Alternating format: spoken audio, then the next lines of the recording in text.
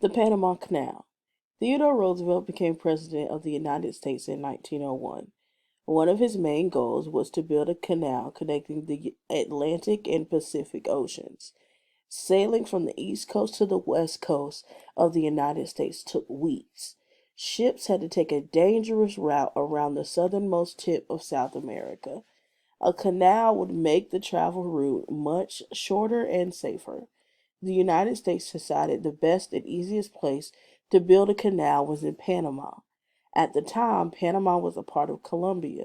The United States tried to make a deal with Colombia to build a canal, but the Colombian government asked for more money than the United States wanted to spend. The U.S. government came up with a plan. If Panama was its own country, then it might let the United States build the canal.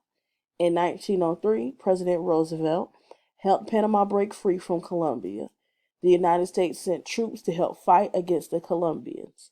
As soon as Panama was free, it agreed to let the United States build the Panama Canal. Under the Hay-Bonal-Varia Treaty, the United States leased a 10-mile wide strip of land from Panama. The United States would build the canal in the area it called the Panama Canal Zone. Before construction could start, the builders had to get rid of the mosquitoes. These biting insects carried deadly diseases like yellow fever and malaria. The United States sent an expert, William Gorges, to get rid of the bugs. He told the U.S. Army to drain the swamps and ponds. After a year and a half, the mosquitoes were gone. Workers came from all over the world to build the canal. At the height of construction, 44,000 people worked on the canal at one time. They moved rocks and trees out of the way using dynamite, picks, and shovels. The dangerous work was made more difficult by the hot, humid climate. It took about 10 years to complete the Panama Canal, which was finished in 1914. From shore to shore, the canal is 40 miles long. It cost over $350 million to build.